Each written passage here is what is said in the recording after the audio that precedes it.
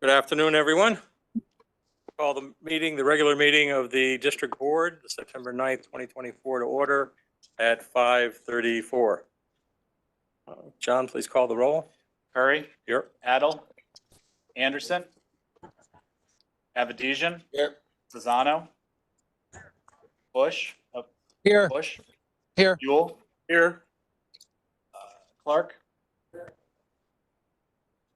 I see Commissioner Clark is on the WEBEX. Desai. Here. Bella.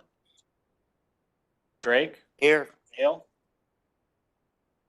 Cardo. Here. Gentile. Here. Healy. Here. Hoffman. Hoheb. Holloway. Here. Johnson. Here. Chance. Lester. Here. Lewis.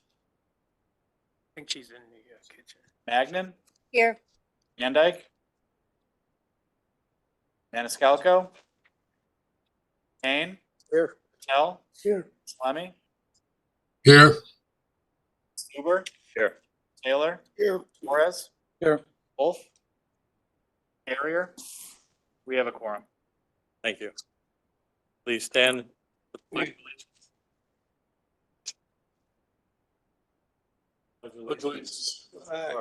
United States of America, to the republic which stands, one nation, under God, indivisible, with liberty and justice for all.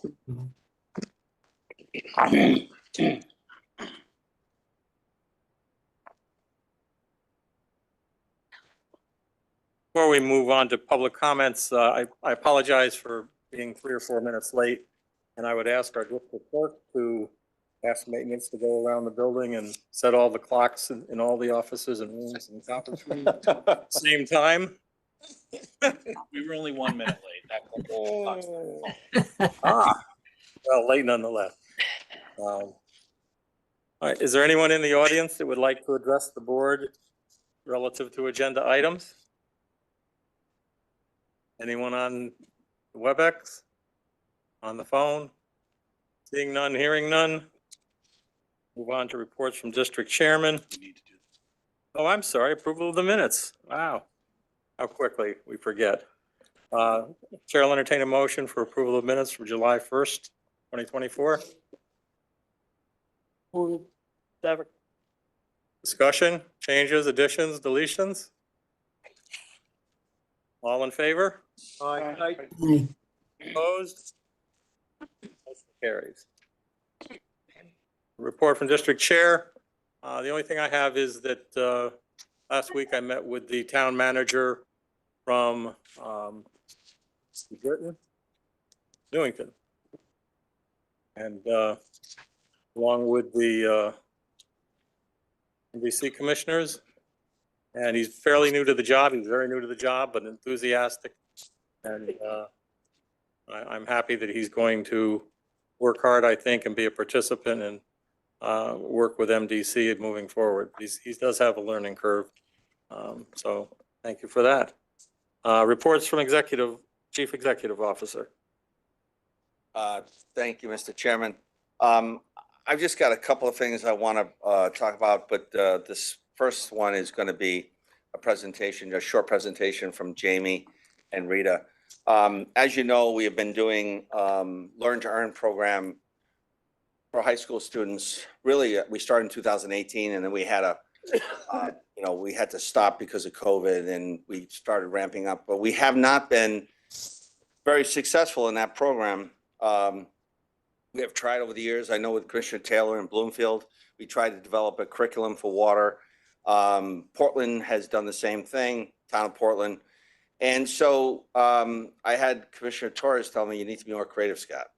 And so we were and became very creative, and we developed a new program we call Try a Trade. And we presented this to you a couple of times, and it's been very, very successful. And the main difference is we've been focused on the technical high schools because they have the curriculum that kind of matches our skilled labor workforce needs. So with all of that, Jamie, go ahead, give a presentation. Thank you. Thank you, Commissioners. Jamie Harlow, Director of Human Resources. So I have a, sorry about that.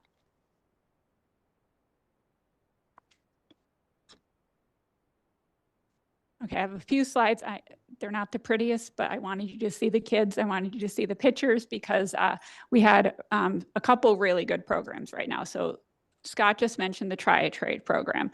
So these pictures here are from a short program we did in April. I know we've mentioned it here and there, but this is the first time I really am getting the opportunity to show you kind of some of the stuff that we had done. Can someone advance the slides? Thanks. So we actually partnered with, I always get this, it's a long name, Connecticut Pre-Apprenticeship High School Training Program. This is a group, they work with DOT as well. They are in some of the local high schools, not so much the technical high schools, but they are in a lot of local high schools, and they are trying to build the trades. They're trying to get kids engaged in non-college degree programs and trades, electrical, plumbing, things like that. So we did partner with them. They also have relationships with a lot of the local unions, carpenters union, laborers union, iron workers, all of those. So we did a 1-week unpaid internship program. So it was during spring break when these kids didn't have school, and they volunteered and came for the whole week, for full days pretty much. And they spent some of the time at the local unions, which was great just to expose them to what all of the trades have to offer. Some of the pictures there, the one with the hydrant there, that's actually on our property. We had the carpenters union come in, and we actually laid a cement concrete pad underneath one of our hydrants. So that is actually going to be a functional area in our operations department that these kids got firsthand knowledge of. They also, the other half of it was really getting them introduced to the MDC, which is obviously, what's really important to us. So we got to highlight a lot of what we do. The kids worked hand in hand with our departments. We did tours, and I cannot thank our staff enough because they were phenomenal during this 1-week program. I cannot tell you how excited these kids were to be here and how interested they were in potentially having an opportunity with the MDC. So again, we did partner with this group. It was a full week with the goal of, at the end of this, are we going to have a pool of candidates that we can potentially get into a work-based learning program? As Scott has said, the Learn and Earn program really hasn't been all that successful. So over the last couple of years, we've really been working to develop a program where we can get people, young people in hands-on and kind of bring them in that way from the ground up. We've had many conversations with our unions. All of our unions have been awesome with buying into this program. Again, as much as the staff, I appreciate all of the staff and all of their hard work. I also appreciate the partnerships with the union because essentially we are bringing these kids in. They are working up to 40 hours a week alongside our union employees, getting experience firsthand with what we do here at the MDC. So the Try-A-Trade program is kind of what has morphed into the work-based learning program. We had about 12 students that came to the Try-A-Trade program in April, and what they had done, they got their flagger certification. They also got to tap a water main. They got to test meters on the workbench. They demoed CCTV, got a tour of the construction site, including the tunnel. I know I'm missing stuff. They got to assemble a hydrant. Tapping the water main they liked. They also liked cleaning the catch basins. They got to do that on our property as well. They also did a tour of WPC, and at the end of it, we had several students who actually wanted to work at WPC, which was great. We also had them visit our maintenance department, so they got to help repair a pump shaft. They got to help align it. So again, got hands-on experience doing this, and then also spent some time with utility services where they learned a little bit about what they do, call before you dig, survey, and stuff like that, as well as visiting the command center. So again, it was a very compressed week. We didn't get to do nearly as much as I would have liked to have done, but it was a phenomenal experience. So I tried to put as many pictures as I could because it was a great experience. Got really positive experience from the kids. Again, we have about 12 that went through that program. So after that program, I had extended offers to see if any of them would be interested in working in our work-based learning program, which again is a temporary up to 40-hour-a-week position where they could work in a department and work alongside our staff on a regular basis. So they're not rotating, but they were working in a designated area. So we actually had 8 students return to that program. So starting this summer, we had 8 students join us. We had 2 in operations. 1 actually ended up leaving us after a week, not because they didn't like us, but because they went to the Carpenters Union, because they got into that. They had kind of applied simultaneously. But we had 2 there. We had 1 in central equipment maintenance. We had 1 in utility services. We had 2 in water treatment and 2 in water pollution control. So we essentially went through the summer with them getting hands-on experience and learning as much as they could. Our employees, again, have been phenomenal. I have kept touch and connected with these individuals on a very regular basis. So they're texting me here and there or emailing, calling. They have all loved the experience. We presently have 4 that we're going to keep on. We have 2 in water treatment and we have 2 in water pollution control. All 4 of those individuals are individuals that we are hoping we can hire into our POIT positions that were approved at the beginning of the year. So we're hoping very soon to be posting those with ideally these 4 applicants, hopefully applying to those positions, getting that interview experience, and hopefully becoming a member of the MDC. Amazing experience for these kids, but also I think for our staff. They have not only talked to them about, the work that we do here, they're also talking to them about life experience and things that they should be thinking about as they go into the work environment. So we're very pleased so far with this first year kind of inaugural program. But again, I don't have pictures, unfortunately, of the work-based learners because they're just kind of in the field. They were on the road in various places. So hopefully we'll get some soon. So that was that. And then the last 2 slides were just kind of the flyers that we had created for this program. This is the brochure format, but it just speaks a little bit to some of the partnerships that we've created, along with, and if you go to the next page, some of the examples of responsibilities that these individuals could do. So again, first year doing this program, both programs, and I believe what we're going to be doing moving forward is doing the try it trade again in April. Or again, we're kind of exploring if there are other opportunities to do it. Generally speaking, April works because they're mostly high school students and we can't do it when they're not available to attend the hours we need. So I don't know if there are any questions about the programs. Questions or comments? Just, Mr. Torres? do you have an idea of what high schools are coming from? Yeah, so we have a variety of high schools. We worked with our partners, so some of which are in our municipalities, but we did have a couple students that were outside. So we definitely had some from Hartford, some from Wethersfield, some from Newington. I think we had 1 from New Britain. I think we had 1 from Manchester. And there were a few others, but kind of a mix because we really are trying far and wide to reach these students. And we actually hand selected these individuals. We had kind of done a survey. We got over 50 applicants. We had actually selected roughly 18 to 20 to come. Many of them did not show up that first week, but it ended up being a blessing in disguise because 12 was a perfect number for everything that we needed to do. We didn't need to split up the groups. They got to stay together. They got bonded. It was just a really nice experience. But yes, we are, obviously our member towns are important and we love to see that. But we do have some participants that were outside of that as well. If I may, Yeah. Chair. In addition, so one of the challenges we've had with the Learn to Earn program, when we started this program, we relied on the school to give us the kids. And what's been happening is the schools are giving us kids that want to go to college. And so that's really the main difference in terms of how we're vetting these kids to see, what, kids really want to be working in the trades.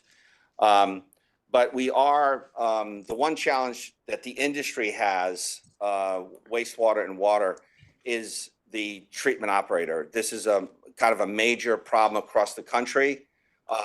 People are not going into the trades.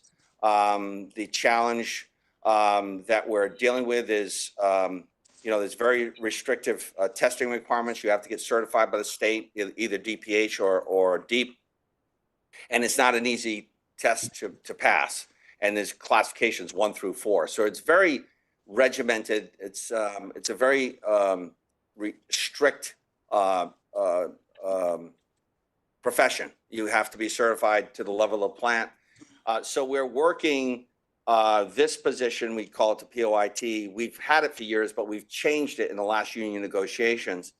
And traditionally, situations where individuals couldn't pass the test, and then we've had to terminate their employment. This negotiation with the unions, we've added language in, not just in this POIT position, but in all of the positions in the treatment, water treatment, and wastewater treatment, where it requires that an individual has to get so many college credit courses per 6 months. So that way we know if you need to get 24 credits in order to sit down and take the test for the state, you only have 18 months to get that in a retirement. So when we hire you off the street, and a union employee gets 24 months. So you've got to get those 6 credits per 6 months to meet that those goals. So we put more restrictions in the job description to be more restrictive, and obviously make sure that if someone can't pass the test, they don't have the aptitude, they can't pass the test, then we have the right to terminate them with no grievance from the unions. So what we're trying to do now is add apprentice programs, not just to this skill set, but also to, this is work in progress, develop a position for the UM1, which is CDL requirement. So right now, coming off the street, if you don't have a CDL, you can't apply for the UM position. But creating a position like the POIT on the wastewater, drinking water side, where we could hire people in and train them and get them to the point where they could pass the CDL and then become, a UM1. So we're also working on this same apprenticeship program for another important position is electronic tech. So when you think about the energy control system for a building, our control systems are on steroids. So we call it electronic tech. And there's a lot of people not going into the trade. So we're reaching out to a bunch of the colleges, local colleges, tech high schools, tech colleges to recruit kids, but also create an apprentice program here at the MDC, which could bring kids in right out of the high school or right out of college, and then get their certifications under a regimented process within the MDC. So I don't know, Jim, you want to say anything I about that? just have 2 more things. So the individuals that we have in both water treatment and wastewater are already being exposed to that. So again, those departments are doing a phenomenal job of already making sure that these students understand the commitment that it takes to get the certification, that this is going to be a requirement of the job. We met, actually, Rita and I and Commissioner Lewis actually got an opportunity to meet some of these students, and it was, honestly, I don't know another word. It was adorable, how excited these kids were about the experiences that they're having so far. I got 4 of them together. When they were talking, they were sharing stories about wastewater versus water treatment, which one's better, what they're doing, all the technical, scientific things that they're doing. So it just really showed how engaged they are. And they are all super committed to working towards those certifications. So I think that was very positive. The individuals that we had who are not here anymore because they've moved on, we do have a couple of those individuals who are actually going to be getting their CDLs or actively are pursuing that. We had one individual who didn't have a driver's license, which can be a roadblock to getting a job here. That individual, that was his goal by the end of the summer. He got his driver's license. He's now going to be working on his CDL. And then we had another one who also is working on his CDL. So what we are doing, we're not losing touch with these individuals. We are also, I'm working with Jeff King and Carlos Bravo, and they are working with our contractors. So even though they've stopped working here, we are trying to make those connections with our contractors. So hopefully we will see them again in the future. So again, a multi-pronged approach to it, but so far for the first year, we're pleased with how it's been going. Regarding the CDL, I know that becomes a barrier to a lot of folks, and Yes. it can be costly for Mhm. folks to get that type of training. Now, I guess there is some restrictions on who can teach that CDL or how they get that CDL, particularly if it's Yes. CDL Class A. Yes, and actually, one of the students we are working with, he actually is getting financial aid to do it. So there are programs out there that will help these individuals potentially pay to get their CDL. Once they're employees, if employees want to get their CDL, we can also help pay for that under the tuition reimbursement program.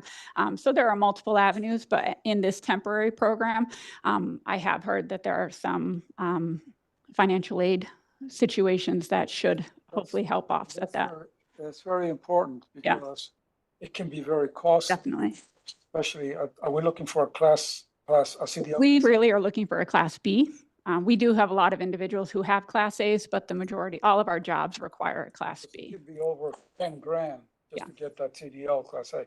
So, it can be very prohibitive for someone who's starting out entry level, and trying to, do his work, do the job, and then also try to find the funding to do the classes. It can be expensive.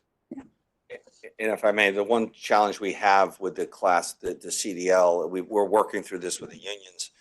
Just like the POIT, the ultimate goal is that this individual has the aptitude to actually pass the test. That's really, really important. And that's why we put the restrictions in, is that you have to take so many classes over a 6-month period. The CDL is going to be the same thing. We're going to invest in these young people for our future. And then 2 years later, when we're ready for them to take the CDL, they need to be able to pass that test. So but it's going to be, we're going to have to work out the details with the unions, but we're committed to making that, being creative. Just as a recommendation, mentoring, if we could do some in-house mentoring while they're also taking their classes would be good. Mhm. And also even some hands-on mentoring, if it were possible, because we have the facilities and we obviously have experienced employees that, get done this for years. That extra help would potentially, help them get over that hump, especially, if they're nervous about taking the test and that sort of thing. Not everybody's a good test taker, but anything that we can do in-house, support that. I know we are not allowed to teach the CDL Class A, the Class B, but at the very least, I think, we might be able to help some volunteers or whatever, in-house on their time, perhaps, whatever, if they show promise that this is something we can do to help them make sure they pass that test. And our staff, Commissioner, have traditionally down in the yard, 4 o'clock in the afternoon. We've got people staying behind, not getting paid. Our staff is staying behind, not getting paid to help train. Prior to the new rules, we used to train our own staff in the yard, and then they'd go and take the test. Now, under the clearinghouse, I always forget that word. Now DOT, federal DOT, dictates how they get trained. But yes, we would absolutely do that. Any other comments or questions? Commissioner Patel?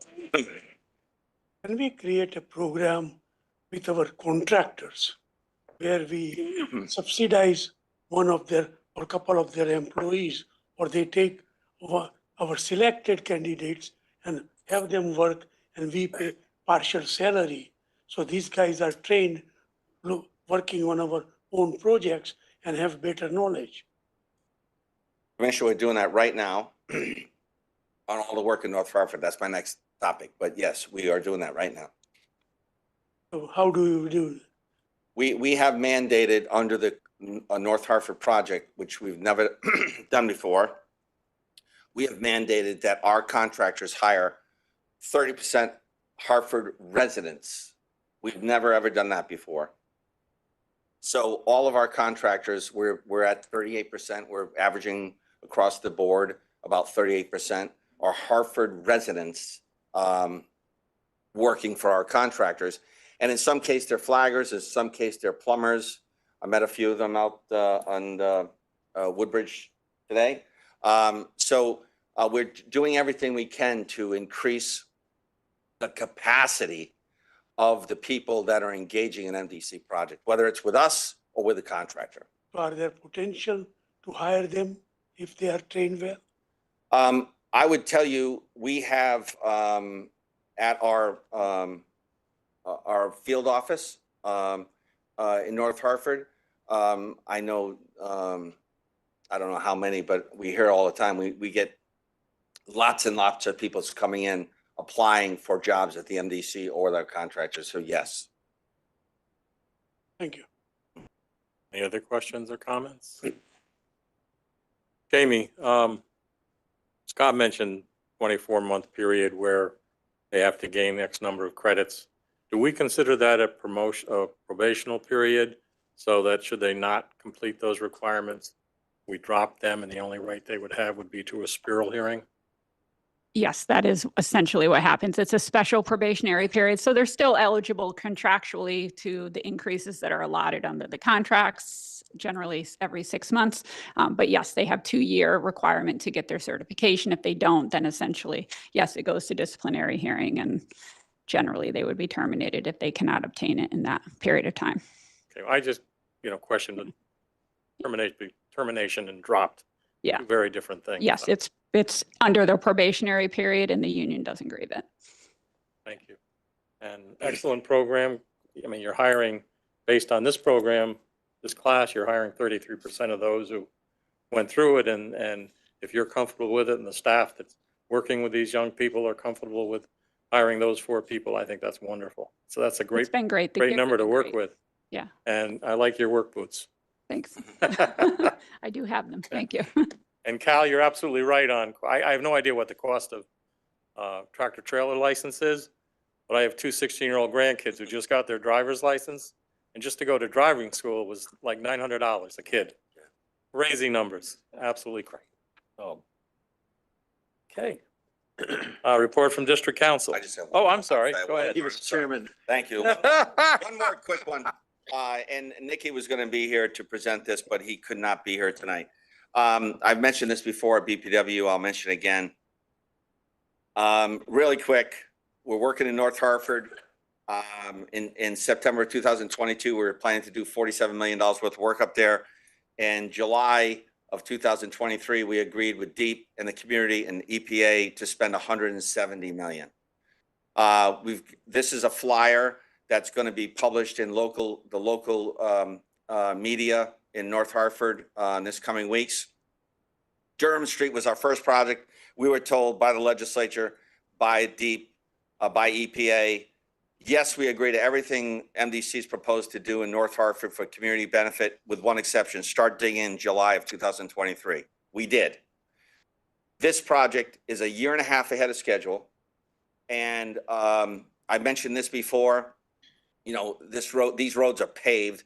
Yes, we've got some grass restoration that we're working on, but all of the work's been done. And this is a testament to the MDC employees, who I haven't heard one complaint from MDC employees about how much work they have had to do to meet these schedules. I mentioned it at BPW, I'll mention it again. In 2023, the operational departments had about 1,500 work orders. So in other words, go do something, go fix something, 1,500 as it relates to tapping water mains. 2024, we had 3,400, 2,000 more work orders because of North Hartford project area, with no complaining, just got it done. I mentioned these numbers at, I think, Board of Finance. We did $60 million in the clean water project and the integrated plan in 2023, 60 million total. And in the last 7 months, and I'm sure that number's bigger today, but in the last 7 months, we spent $55 million just on the integrated plan.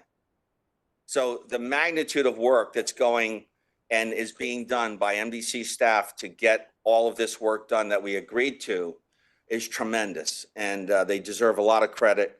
I've mentioned this before, and I'll mention it in Board of Finance and the full board, but we did this without any extra staff. This was just bestowed on us. We were willing, it was our idea of what to do. DEEP and EPA and the legislature supported us, and we did it. But we're doing it without the proper staff. And this year's budget, we're going to be asking for upwards of 20 some odd positions, a little more than 20 positions. I told you 18, but it grew a little bit. But inflation. But we have a lot to do, and not just this is not just about North Hartford. You remember one thing that we sold deep on was I can't give North Hartford free sewer laterals and not give the rest of the community, the other 7 towns the same thing, or the rest of Hartford the same thing. So it's created workload everywhere in the district, and we're trying to keep up with it, and we are. But kudos to our staff; they do a great job, and but we will be asking for a number of positions this year to supplement. And that's it. Questions?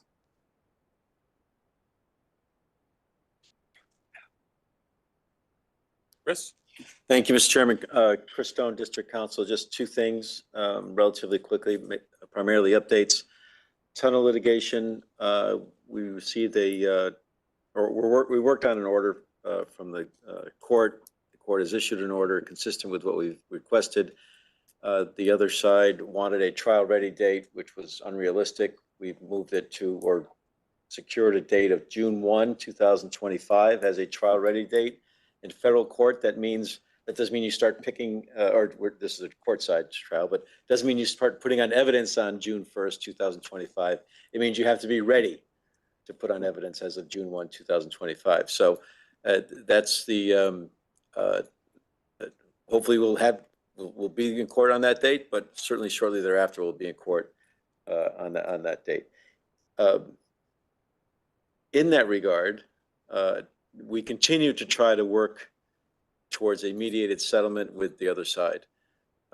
We are working on a settlement conference, 2-day settlement conference in mid-December of this year, 2024, with the blessing of the court, encouraging us to do so. We hope that'll be more productive, certainly, than the last mediation session we held last October of 23. And I'm cautiously optimistic, and I hope I'll have something to report back to you.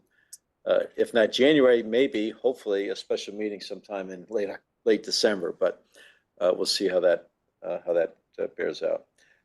Secondly, the landfill case. You know all the background, but just to give you an update on where we are procedurally, there is a process within the state court system. It's called the complex litigation docket. It's a docket separate from the regular Superior Court proceedings that is designed to handle complicated or high value cases. Certainly this is, to me, it's not terribly complicated, but it certainly is a high value case, and it does involve the state of Connecticut. These cases are, if put on the complex litigation docket, a particular judge is appointed to the case, and you have that judge throughout the case. It tends to move things along quicker than the regular process, where you may be thrown from one judge to another at any given time. You have one judge who will familiarize him or herself with the file, be knowledgeable on the file, monitor the file directly, and ultimately try the case. So we've been assigned to the complex lit docket in Hartford Superior Court, I'm sorry, Middletown Superior Court, which is fine. That will hopefully, at least the one case that we have pending in the Superior Court, will move that case along faster than it's been going. On the other case, the second and third cases, the landfill modified rate case, I'll call it. It's the second case we filed. The third case we filed had to do with the Buckingham garage on Buckingham Street. Those 2 cases were heard before the Claims Commissioner earlier this year. Briefs have been filed in response to, at the request of the hearing officer. We're awaiting a hearing officer decision. We should have that within the next 30 to 45 days. That decision will be whether we have the right to sue, entitled to sue the state of Connecticut in Superior Court. We're hoping that the claims commissioner or his designee, he designated a separate hearing officer. He didn't handle the case himself. Hopefully that hearing officer will rule consistent with the prior case, the first case, and allow us to sue.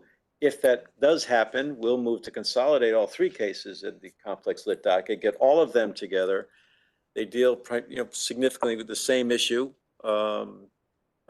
different rates, but same issue. So we'll hopefully get, if we're allowed to sue in those cases, we'll move to combine. I think it's in everyone's best interest, including the states, quite frankly, to combine them in one case rather than prosecute or defend the three cases separately. So that's where we are. It's moving along as quickly as we can, and hopefully it'll be a little quicker with the complex lit docket. So if you have any questions, I'd be more than happy to respond. What's the status of our litigation with our contractor for tunnel? Which Tunnel. the tunnel? Okay. Yeah, that's in litigation. That's in federal court. Anything happening? Yeah. Oh, yeah. We're going through a very exhaustive, somewhat tedious discovery process where we're asking for information from them. They're asking for information from us. We have a mediation penciled in for mid-December. We're now negotiating the terms of the ground rules for that mediation, but we're real close, so I'm optimistic that that's going to happen. We have a mediator designated to spend the 2 days in December to try to settle the case. Before that happens, there are going to be expert reports that are going to be issued. The report is due September 23rd. Our report is due on October 15th. That'll tell a lot of the story, right, of what their expert says is why they think their claim of a differing site condition 200 feet below the ground is legitimate. Our response will obviously rebut that. There will be, in preparation for the mediation, there will be at least three fact witness depositions. Two for them, one for us. One of the people that we want to depose prior to mediation is their estimator, the person who put together their bid and what information he or she, well, it's he relied upon to arrive at the bid that was submitted, $279 plus or minus $1 million for the tunnel. What were his assumptions of the underground conditions in preparing that bid? Very important. The escrow bid documents, which were part of the contract, were disclosed as part of the litigation, and there's not a lot of information within the plaintiff KOJV's escrow bid documents that would lead anyone to any real conclusion about what they assumed they were going to experience in building the tunnel, and excavating for the tunnel and building the tunnel through that excavated void. So we're hoping that the estimator will shed some light so that we're not surprised, so we know what we're facing at trial.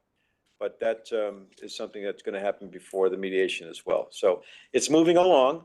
And then finally, if all that fails, what we do know now from a recent order from the court is that we have to be ready, and they have to be ready to try the case, us defend the case, us with our counterclaims for liquidated damages. Everyone has to be ready to put their evidence on by June 1, 2025. It's not a guarantee we're going to start then, but we have to be ready to start, because at any given moment we can get a phone call from the court after that date. Come on down. You're up. So.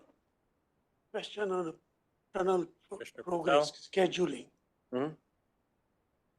For Scott, did it affect our schedule and progress on work? Well, I'm going to answer that in two parts.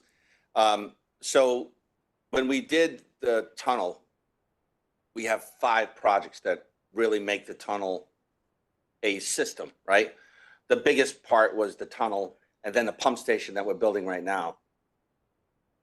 You may remember, and I'm guessing at the date, but it was probably 2016, 17, in that range. Deep asked us, because we were sucking so much clean water funding from the state, they asked us to break up those 5 projects into pieces. And so they did not want us to build the tunnel and we call it contract 5 and the pump station projects together, because the state was looking for some relief from giving MDC all the money and couldn't give everybody else money. So they delayed that project about 1.5 years, 2 years. So the tunnel isn't operational without the pump station. However, it doesn't affect us because the pump station is not done. But the tunnel contractor did delay the contractor building the pump station, and we have worked out those issues. And that was, you know, about $1.5 million claim that we had to pay the contractor, which is part of our claim, our counterclaim against the tunnel contractor. So it's not affecting us on an operational level, but it is part of the claim process. Pump station contract has been awarded. Yes, And it is in progress. it's in progress now. Yep. Thank you. Any other questions? God bless you. Yes, Commissioner- thank you Right. very much, Mr. Chair, Commissioner Mandyke. For Scott or Chris, can you just give us an update? I'm really looking for a timeline on the MS4 with Hartford, where the negotiations are, the mediation, and when can we expect that this will be resolved? We have, we had a mediation session in the summer. I think it was June or July? Scott? Early June, I think. Yeah. Mid-June, Two-day sorry. mediation session. We were far apart in terms of where the city was in their proposed MOU and where we were. If using a football analogy, if we're both on the opposite 5-yard lines, we're now each at their 40-yard line. So we came a long way. And I thought we made some significant real progress as part of that mediation. This, by the way, this is a mediator that's appointed by EPA, paid for by EPA, accountable to EPA to try to get us together and to get this thing done. We're due to, we had a break period in large part because in no fault of his, the mediator had other mediations that he had to attend to. So, but now I just got an email this morning where he's asking for, he's been re-upped, so to speak, by EPA to hold another session. So he was waiting for his official confirmation of that, of having more sessions. So he's now back in the fold, and he's asked for dates sometime in the next couple months from both sides to get together again. Maybe a remote conference. He comes up from Washington, but we have made significant progress. And hopefully he can get us both to the 50-yard line, and we'll be done with it. Obviously, we'll be done with it. You still have to, this board still has to act on any MOU. But in terms of a proposal that we can bring to you to say if this is something that the mediator has worked out, the city staff is okay with it, we're okay with it, but you have to approve it, and the city council across the street has to approve it as well. Just a follow-up, Mr. Chair, if I may. Okay. Are there 2 or 3 major issues that makes up those 20 yards that we need? No, honestly, the major issues, that's how we got to where we are. And that's how I measured progress. So we had some major issues that were out there that we've come much closer to a resolution. It's that, again, that 40-yard line difference is where we are. There may be 1 or 2 major ones. Off the top of my head, I can report back to you, but I don't know what they are at the top of my head. And there's some minor nitty things that have to be worked out. But one of the most, I could tell you by example, one of the most important issues to us was to clearly delineate within the structure of the MOU, who's responsible for what tasks, okay? And our proposal set out with a lot of specificity as to, who's responsible for what tasks. And this isn't a criticism of the city's proposal, but their proposal was somewhat lacking in specificity as to who's responsible for certain tasks. We're beyond that. That was a big step because arguably, if it's unclear who's responsible, if something fails or something's not done, we'll be back with, finger pointing or trying to prove something that would be difficult to prove and just delay. But so they came off that, to their credit. They came off that, says, you know what, we'll agree to delineate specifically who does what. And they took on a lot of responsibility in the stormwater issue and the MS4 issue. So that's good news. And that's one of the things that brought us to that closer. Obviously, we haven't resolved it. Otherwise, you'd have something in front of you. But we're optimistic we can get to that point, and we'll have a presentation to this, go through the proposed MOU, and you'll have to act on it one way or the other. And I think the last follow-up, if good, Mr. Chair, is there any negative consequences right now for the city or MDC that we have not come to an agreement on this? In other words, are they not able to apply for certain federal funding? Are they, is there anything, because we don't have this MS4 MOU in place with the city of Hartford, are there any negative consequences either for the city or for MDC right now? Well, the one potential negative consequence to not having an agreed upon MOU is that we'll get a consent order, and the city will get a consent order, and the EPA will decide who does what. That's potentially a negative consequence. As to any consequence, presently as this work is ongoing, because EPA is so involved in the mediation, tells me that they want us to solve our own issues, and they're giving us the time to do that. I'm not aware of any grants that have been withheld or suspended or denied. Certainly not from us. We've got a couple grants, as you know, from EPA, $2.5 million on several tranches over the last 3 years. I'm not aware of any negative impact on the city's ability to receive grants, receive grants, and obtain the grant money that they're looking for. If that changes, we'll let you know. But so far, EPA has been, stern and somewhat strict in compelling us to do this thing that we probably should have been doing months ago, if not years ago. Thank you, Mr. Chair. Any other question? I would only add that the timelines that Chris is talking about are not uncommon when dealing with mediation and arbitration. And the best place we can be right now is in mediation, because going to a consent order is just like an arbiter deciding the fact, well, not the fact, they're going to decide and make a decision, and it doesn't matter how good your case is. The old adage is, if you're in arbitration, you've already lost, because it's going to be up to one person to make a decision, no matter how good a case you have. So we're in a better spot than we could be right now. And thank you, Chris. Anything else, Chris? No, that's it. Thank you, Mr. Chairman. All right, next up is Chief Financial Officer Bob Barron.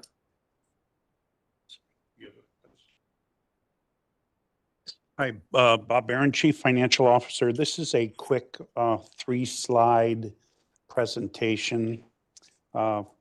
It's my formal certification of the general fund surplus that I'm required to report to you as of your September meeting. We actually had this presentation available for August, but you'll remember we canceled the August board meeting. So we have the fund balance policy up there. It's really short. It's just these 4 items. It says that we will maintain in our sewer fund, our general fund, an adequate unassigned fund balance between 30 and 35% of general fund revenues for the most recently completed year. That's the first one. The second part says that I need to report to you what that fund balance surplus or deficit is by the September meeting, and we've made that by presenting this evening. So the third item just says, once I report this, the district board then has full discretion on what to do with the surplus or the deficit. The fourth item says if it's a deficit, what I'll bring before you, let's say we were $9 million short of 30%. The range 30 to 35%. If we were $9 million short, I'm required to put together a 3-year plan to alleviate that deficit. So I would come before you and recommend a $3 million contribution in the upcoming year's budget. So that's the entirety of the plan, or of the policy. If we could go to the next slide. So this is the formal presentation to the district board, but these numbers have been out there for a while. On June 24th, CLA, Clifton Larson Allen, our auditors, presented the ACFR, that's our annual audit, the annual comprehensive financial report, to the Board of Finance. And the very next day, we uploaded the audit book available to everybody. And so during that June 24th meeting, we said on page 23, the unassigned fund balance was 38.4 million. That's on, and then the revenues on page 25 were 93.8 million. If you calculate that ratio, it's 40.9%. Now remember, you approved a policy that says a reasonable unassigned fund balance is 30 to 35. So we're 5.9% higher, right? And so that calculates out to about 5.5 million. That's that final bullet point. If you go to the next, this is the last slide. It's just really quick. So there's this annual comprehensive financial report that was put online in June. It has 2 areas where we speak to it right at the front of the audit. In the transmittal letter signed by Scott and me, we have that first paragraph that identifies the surplus. And then the management discussion and analysis section, it's a much longer section that follows the transmittal letter. We also state the surplus. So speaking about the surplus, I think it only happened one other year. I believe it was in 2022 where we had a surplus above the 35%. What happened is in September, we had a budget proposal that we would use that surplus to lower the ad valorem rate paid by our towns. We've collected all the requests from all the operators, and we've done the analysis on our big drivers for the budget for next year, 2025, payroll, of course, OPEB and pension contributions. We just wrapped up our annual solicitation for all the other insurances, general liability, workers' comp, and the like. And so that's all going to be packaged and presented on Monday to Scott. He'll give us direction on what to present to the Board of Finance at the end of September, which will include a recommendation on this surplus item. But of course, as the policy says, it's entirely up to the board on how you allocate that recommendation. But I think it's good for you to see the surplus in isolation tonight, but also see it with all the other expenses that are going to go up in the next year and determine exactly how you would like to apply that. So that's it for the official presentation of those surpluses. Are there any questions? Question? Commissioner Patel? Scott mentioned that we may add some positions, 25 or 30. Do we have the provision in the budget for that? 5 minutes, Chair. Yeah, so we're, we start working the budget early. We're in July, we're working with staff and departments to see what they spent on fuel last year. So we've already started. And so we're in the infancy stages of putting this budget together. We've identified positions. The majority of the positions, if you remember, are going to be capitalized because it's construction design related. So if you remember, in 2008, we started charging the integrated plan, the long-term control plan, the clean water project budget. We were charging up to 5%, and that 5% charge was revenue to Avalorum.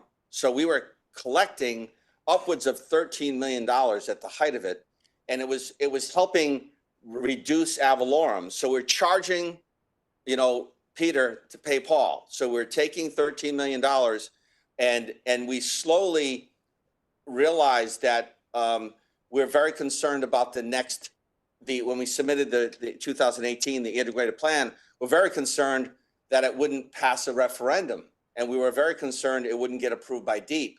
So we started in 2017, slowly, I used to refer to it as cocaine. We're giving all of this money to Avalorum. And then if there's no referendum and we don't get the integrated plan approved, we're going to have to charge Avalorum $13 million in 1 year. So we went from 13 million down to 0. And I think the last year we charged, Bob, was maybe 2021. Yeah, I think it's 3 years with no. 3 years with no. Right. So we got rid of that. So no longer is the integrated plan paying MDC's Avalorum revenue stream to lower Avalorum. And so we've right-sided that. Now, thank God, 2022, we got the integrated plan approved. And now we can start charging correctly, whether it's integrated plan, whether it's CIP, sewer and water, Avalorum or water. And so we're properly charging staff where they belong. And so capitalizing the workforce in engineering has always been capitalized. All of our engineers and our construction people have always been capitalized. It's just the buckets they were put in. The majority of them were put in Avalorum, the sewer side, general sewer. And as Bob said, that's your fund balance. That's general sewer. But for example, we said when we started the integrated plan, we were spending, we averaged $118 million over a 5-year period over the life of since 2008, $118 million on the clean water project. And the whole idea of the integrated plan was to lower that down to 40 to 50 to $60 million and then spend less on general Avalorum. So we actually, some towns had said, why don't you have like a hybrid Avalorum system? And actually we created one by the integrated plan. So the projects that we can truly justify to DEEP that are integrated planning related typically got paid for by Avalorum. And now you'll see in this budget, you'll see that what we're asking for in CIP request, we used to only ask you for CIP requests for general sewer and water. Now we're asking you for the IP. So any IP project, integrated planning project, the board approves it, just like they approve the general sewer. But you'll see this year, our general sewer projects are only about less than 25 million bucks. So we always knew that we were going to start doing more work on the integrated plan and less work on Avalorum, which actually is benefiting and in part reason why we're able to achieve a 0% increase over the last couple of years. So I hope I answered your question, but they'll be capitalized. Not all of them, but most of them. Any other question? Yeah, Commissioner Drake, if most of these new employees are going to be on capital projects, aren't they considered temporary, this project, you do it, then when you're done, this stops. Why would you contract that out instead of bringing people in on a permanent basis for projects that, again, you do them, you finish them, and you're done? Sure. Well, Mr. Chairman, we're never gonna be done. So the answer is, you know, the whole idea of the integrated plan was that the clean water project had a defined ending prior to the integrated plan. The clean water project said, you will do X, Y, Z. You will alleviate and capture 1-year level of control in Hartford. You'll eliminate SSOs in West Hartford, Newington, and Weathersfield, and you will do, there was very specific, do this. So we had an end date. That end date was you're gonna spend roughly $4 billion and you'll be done by 2056. The integrated plan is completely different. The integrated plan is we're gonna spend $40 to $60 million a year forever. And you're spending less, but you're spending it on fixing the pipes in the street. The long-term control plan was to build big tunnels and to capture the overflows of the river, and there was no expense made on improving the infrastructure in the streets. So it's a long-term program, Commissioner, to your point. The state of Connecticut, where I came from in 19 years, every staff member at Public Works is capitalized. So that's the way the industry works, but that, I hope I answered your question. Any other questions? Okay, thank you, Bob. Next, number 10 on the agenda, Bureau of Public Works. Chair will entertain a motion from Chairman Hoffman. Move the items A and B. Both of those items, just as a matter of record, I believe, passed unanimously in the committee. A motion? Approved? So moved. No, was that a motion? Thought it was a motion. I'll Second? All right, thank you. Discussion? All in favor? Aye. And opposed? Motion carries. Next, number 11, Water Bureau, consideration potential action for reimbursement with towns of Windsor, Baker Hollow Development Permit Agreement. Chair will entertain a motion. So moved. There a second? Second. Discussion? And while the chair and vice chair of that committee is not here, I believe this also was a unanimous vote by the Water Bureau. Questions? All in favor? Aye. And opposed? Motion carries. Number 12, PPI Committee, consideration potential action, employee medical insurance opt-out. Chair recognizes Chairman Taylor. Move adoption. Mr. Chairman, this item was debated and passed at PPNI, and I move that it passed. Move adoption. That's a motion and a second. Discussion? Mr. Chairman, Mr. Patel? did we start any activity on Amazing Workplace program? We have the consultant, but we were supposed to do our own work and start the program. Amazing Workplace. We're on number 12. 12A. We haven't gotten to that one yet. Oh, I see. I'm sorry. Any other questions on 12A? Yes, Commissioner Mr. Chair. Van Thank you, Commissioner Van Dyke. I'm just wondering, as I read this, this is a new benefit for 2 of our unions, correct? And I guess I'm just wondering, and maybe this is going back a little bit, why are we negotiating outside of our contract? You know, typically I've always, all of this stuff goes up during contract time. So we're giving an added benefit in the middle of contract. And I'm just wondering why we're not saving this for contract negotiations. Mr. Chair. Scott? Commissioner, we are dealing with the unions on a daily basis on all kinds of issues. And so this issue we gave and give to the E&Es. And it is a $2,000 benefit for a family, spouse and employee.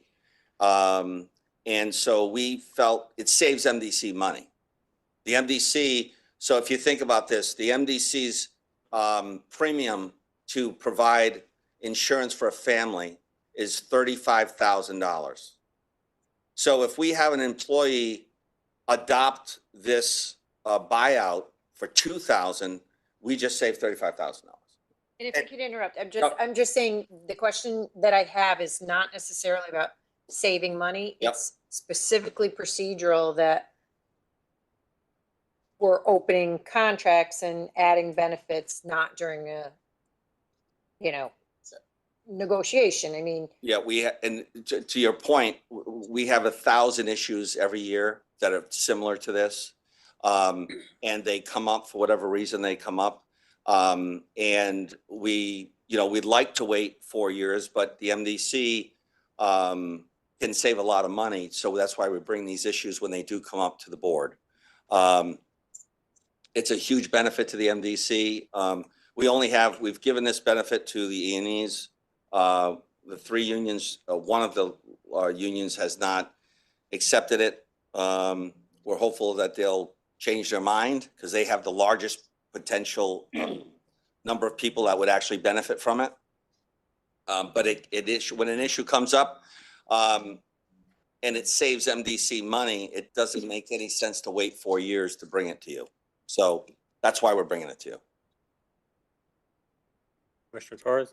I guess what you're saying is that we, as practice, as a business practice, amend contracts as needed within any period of time between the times that we actually negotiate and renegotiate a contract. And that's been past practice. And we have Secondly, stipulated agreements, probably this high over the years. I think that's the question. Yes. The question is a matter of process, Yeah. that if this is something which is past practice, and that we do this because of the expediency of being able to resolve some of these issues between those contract years, that we do that. Yeah, and to your point, negotiations, when, obviously the MDC is looking out for the best interest of our employees, but we're also looking out for the best interest of the MDC. And when we have something that, we see can save the MDC lots of money, we want to take advantage of that. And waiting 4 or 5 years, the $35,000 is not, that's the premium, right? That's what we pay. But the actual cost, one of those employees, we could, God forbid, could have cancer and it's $1 million bill. So I'm not, again, it's not Yeah. this particular issue. It's the general process that you're saying that as long as it's mutually agreed upon correct. between the MDC and the union, that this is something that can be opened or discussed or brought to the board for consideration. It's a mutual thing. Correct. So that either one, it wouldn't come forward before this board unless it was something that was agreed upon by both. And the reason why 184 is not here and they're not part of this agreement is because they wanted something for it. And we said, well, we're giving you something for it. We're giving you $2,000. So the answer is they felt like they wanted to negotiate. Okay, so we'll wait 4 years for that negotiation. But yes, it's a mutual benefit to the employee, to the MDC. We'd like to bring those to you when we feel it's appropriate, and that's why it's here. Mr. Chairman. Chris? Thank you. Just one quick comment. Chris Stone, District Council. This situation is not what I would consider a contested collective bargaining situation. This is both parties agree. It's timely. We're not leaving, it's also important to note, we're not leaving potentially employees without insurance because they participate in this because they have insurance elsewhere. So they're covered. We save the expense. They get a modest benefit for that. And I think for the E&Es, it's worked. And there's savings to be realized. There's no need to wait. I think it's 3 more years on the union contracts, 4 more years on another one, that period of time. Well, I understand that the process question, and it's a good question. This is one, it's not reopening the contract and start, every issue over and over again. We have contracts, they're in place. That's the Bible until next time. But this is an issue that was not collectively bargained. It's really by agreement, and it works for everybody. Any other questions? I would only add to Commissioner Van Dyke that Chris is right. This is not uncommon in municipalities and boards of education. And Cal's question or Dell's question, everybody wins. I mean, during negotiations, when a contract is open, there's issues on the table that obviously neither side's going to be 100% in agreement with the other side. But in this case, everyone saves or makes money, and doesn't lose a bit in insurance. So it's a good deal. So why not? Good deal for us as MDC. Any other questions? Yes. Mr. Clark, Yes, Commissioner Clark.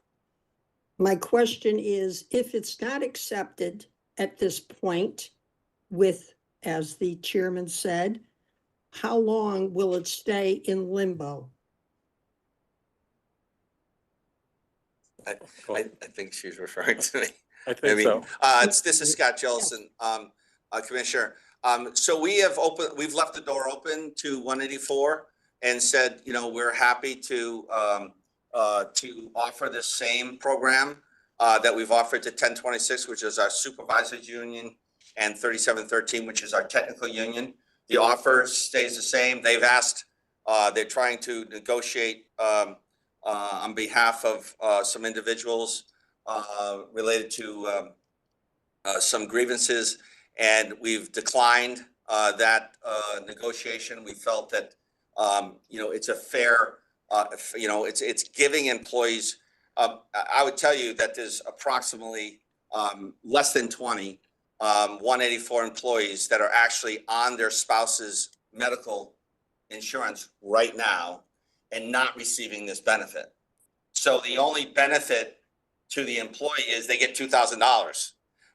We didn't feel like we needed to negotiate that. To your point, Commissioner Van Dyke, that shouldn't be negotiated. It's a freebie. It's a no-brainer. It's $2,000. You're already on your spousal medical, and take it and run. The MDC is already winning. We already have that employee on someone else's medical. So hopefully we've got less than 184 people here in this meeting tonight, and they'll knock on the door of the president and vice president of 184 and say, why didn't we take that deal? So We're not negotiating right now, are we? No. Yeah. That Any was other my questions? point. Thank you. Thank you. All right, all in favor of the motion? Aye. Aye. And opposed? Motion carries. Okay, move on to number B. Move adoption. Al? Mr. Chairman, this was approved at PP&I. It was approved after the vendor made an additional presentation and a fairly rigorous debate at PP&I, after which the issues that had remained open were resolved and it was passed. Recommended to be passed by the board. There a second? Second. Discussion? Question? All in favor? Aye. And opposed? Motion carries. And Chairman Taylor, letter C. Item C relates to the discount rate, which would be used both with regard to the pension plan and our OPEB plan. Bob, do you want to make a few comments? This was debated once again rigorously at PP&I and was passed unanimously. Okay, before we have discussion, could we have a motion? Move adoption. Motion by Taylor, second by Second. DeBella. Bob? Sure. We had USI, our new actuary, replacing Milliman, speak to PP&I, and essentially they were okay with maintaining the discount rate at 6 5/8 for both the pension and OPEB plan. What that means on a budget basis is that the OPEB is going to cost us about $900,000 more contribution in 25 than this year, and pension's going to cost us another 800,000 next year, so about 1.7 million. It's a reasonable increase. We're keeping all of the assumptions the same. The mortality table will remain the same, and the discount rate. The actuary did say there's going to be a new mortality table either issued this year or next year. And so these relatively modest increases, we should enjoy them while we can, because next year they may be a little steeper. Frankly, people are living longer, and on the pension side, we have to pay those benefits for longer. So, the recommendation was that we keep the discount rate the same at 6 5/8. I also supported that conclusion as well. Questions? Bob, the impact that the recommendation from PPI, what will be the impact on our liability or on the level of funding for pension? Well, the discount rate, if you lower it, your liability goes up. And so you have to contribute more each year. By keeping it the same, our actuarially determined contribution, the ADC, is supposed to be the number that if we fund at 100% every year, the actuarial analysis says that we will have the assets available when the liabilities come due. So, but to your specific question, that funding relationship, what they do is they take all the liabilities and discount it back to today's dollars. And then they take a look at how much money you have in the bank, right? And that's the funding ratio. I think we're about 80% for pension and 9% for OPEB, because we just started funding OPEB. But that funding ratio depends on so many other things, market returns and the like. So I don't know if I could say the discount rate, whether it's going to increase the funding ratio or decrease it, but over time, it's supposed to bring us up to 100%, but no guarantee. It just depends on what all the other variables do in the upcoming year. But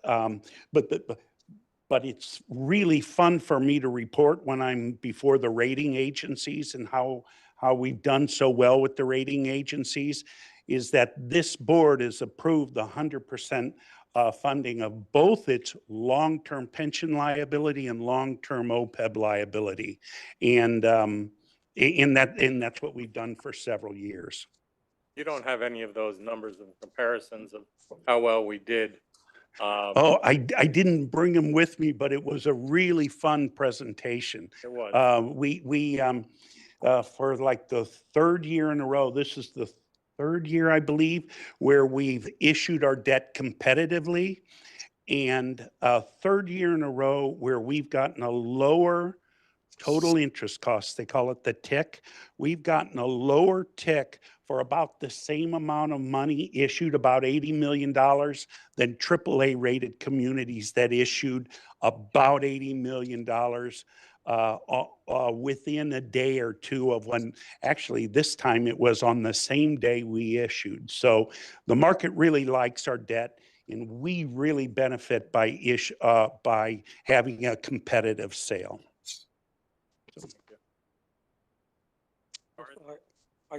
I think hearing all of these numbers and the committee has done the research, I fully support. I would hope that we all support this. It's important that we protect the future retirement of all our employees, and I think it's phenomenal that we're able to fund, our future obligations to the extent that it has been. I think kudos to folks that have been doing this, to the committee and our financial people, because it is very important at a time when so many pension programs are lacking or is in serious trouble, that we're able to say to our employees, we're looking out for your best interest, and we will continue to support, having a fully funded pension program down the road for you. So I strongly suggest that we support this Thank you. resolution. Any other questions or comments? And you're right, as a municipality, our funding level is excellent compared to most of our state's municipalities. So municipalities in the state. So with that, all in favor of the motion? Aye. And opposed? Aye. Motion carries. Move on now to number 13, Board of Finance. Chair recognizes Chair of Finance, Chair Salemi, for a motion. Thank you, Mr. Chairman. For item A, approval of state of Connecticut financing, it's a drinking water revolving fund. This was voted on at the Board of Finance. It's an appropriation for the district to use. I believe it was unanimous, and support this. Item A. Second, Second. discussion, questions? All in favor? Aye. And Aye. opposed? Motion carries. And Chair Salemi, letter B, supplemental appropriation for the 2023 capital Yeah, Mr. improvement program. Yeah. Yes, this was a supplemental appropriation for the 2023 capital improvement program for Rocky Hill WPCF. We had a presentation from Bob Barham on this. I could let him explain it if somebody has a question, but basically my understanding, and I think our understanding at the time, was that needed additional monies to complete this project. So there was a supplemental appropriation that was being made. Bob is going to identify the funds, what part of the budget that the funds for this, the capital improvement budget, funds for this will come from. I don't know, Bob, if you want to, if there's anything, anybody wants Bob to explain it any further? Is there a second to the motion? Second. Second. No, any questions? All in favor? Aye. Aye. Aye. Motion carried. And Chair Salemi, supplemental appropriation for the 2024 capital improvement program, sewer backup prevention program. Thank you, Mr. Chairman. Again, this is a supplemental appropriation. It's additional monies that were required to fully fund the project. Scott Jellison actually gave us some information about this. I don't know if, Scott, if you want to explain it. It certainly was approved, but it had to do with I believe, the north end of Hartford, the sewer backup prevention program. Second. Is there any questions? Scott, is there anything you want to explain this, Scott? Because I think it expanded the program, and you talked about it earlier tonight. With the kind of work that is getting done in the north end. Maybe you want to explain that. Yes, this is Scott Jellison. As I mentioned, Board of Finance, and I mentioned this earlier tonight, the agreement that we had with DEEP on the North Hartford project was we needed to be able to do everything we're doing in North Hartford everywhere, all 8 towns. This additional $1 million is to give us monies for backup backwater valves, sump pumps for the district. Any questions? Thank you, Scott. Mr. Chairman, would like to move the question. All in favor of the question, the motion? Aye. Aye. Opposed? Aye. Motion carries. Now we'll move on to number Thank you. 14. Thank you, Chair Salemi. Committee on MDC Government, consideration, potential action.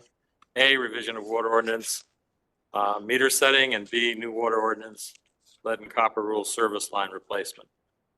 Fortunately, neither the chair or vice chair are here, so I will entertain a motion. So moved. Is there a second? Second. Discussion, questions?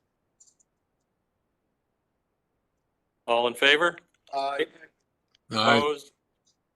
Motion carries. Number 15, opportunity for general public comments. Judy.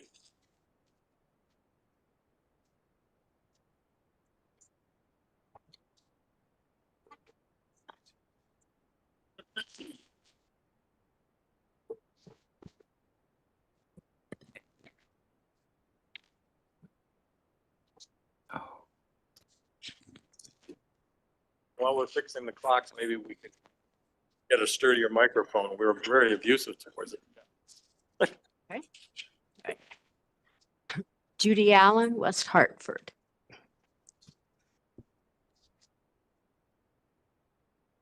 I'm appalled, and I don't think that's too strong a word, at the behavior I've seen in some committee meetings.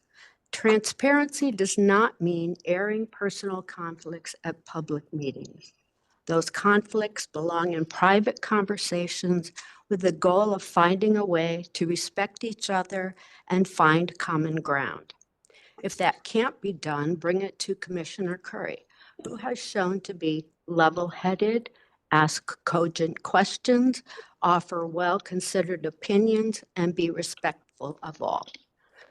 Commissioners should strive to be an example of excellence on behalf of the MDC for its customers, for the public, and to serve with civility towards each other and their opinions. Personal conflicts have no place in public meetings. I was also interested, as you voted tonight, was in PPI with the huge discussion about that amazing workplace. And one of the reasons for bringing it to the general board was so the board could fully understand what that was all about, and they should know before. And that just didn't happen. I mean, you had it was on the agenda, but nobody talked about what it was. Thank you. Thank you, Judith. Alma? Alma, can you hear us? Yes, I can. Thank you Okay. for calling on me. So my name is You're welcome. Alma Elder, and I'm from an organization called Third Act, which represents senior citizens who are active in community affairs. And I have been very interested in the Metropolitan District Commission and have followed it for some time. I initially began about a year ago to have some interest in the Durham Street sewer separation project. And I want to say congratulations on finishing that project ahead of schedule. I must confess that I'm a little shocked at how expensive it was. Me being a regular citizen who doesn't have much idea about these things, that was very expensive, I think. $2 million to complete it. And for a relatively small area, I mean, on a map, it looks like it's about 3 blocks with several houses on it, I grant you. But anyway, congratulations on finishing this part. And I fear that it's going to be very expensive to continue with the flood mitigation because it is so expensive. And I'm appreciating at the Paris Olympics that the Seine River also had a lot of difficulties with flooding. And in that town, it must be expensive also to try to mitigate it. So those are my comments. Congratulations on finishing that separation project. Thank you for your time. Thank you, Alma. Is there anyone else that would like to address the board? Move on to 16, future agenda item. Yes, Commissioner DeBella. Just a point of personal privilege. I'd like to extend my family's thanks to the board. My sister passed away last month, a month and a half ago. There was no August meeting, so I couldn't extend. Just to thank everybody for their wonderful notes emails, text messages, and concerns of the board itself in terms of what her passion was. She was a teacher in the Hartford school system for 50 years, graduated from Central Connecticut State College, and she was a person that was very involved in politics. She served for, I think it was 17 or 19 years as the president of the Federation of Hartford Teachers. And she was a person that loved education, loved the unions. She was a union member. And I just want to thank everybody for their letters, messages, and things of that nature. She's lived a good life. She had some medical problems. 27 years ago, they took out 2/3 of one of her lungs, and she lived another 27 years. And that was a personality she had, never gave up. So I'd like to thank everybody on the board, wonderful notes, emails, text messages, for your involvement in your. Thank you, Bill. Anyone else? Thank you. Same? Thank you. Commissioner Payne here. Nothing to request on the agenda, but just a comment. I want to thank the staff for all the work that they do. And I was watching a technology meeting just recently and learned how our people that are running the plant have maximized our income by the way they work it. And it's just amazing how much money they've been pulling in. And I think that's just one example of how well all our staff does on all the departments. And I just wanted to pay a thank you to all our staff. Thank you, Mr. Chairman. Mr. Chairman, Mr. Abdijian, nothing to add, but I also want to thank the staff and thank Scott for helping a lady on Caput Street who ended up in her house having carbon monoxide poisoning, thinking it was the work that was done outside on the street by the MDC. And we knew it wasn't, but ended up calling, she ended up contacting the MDC, contacting myself.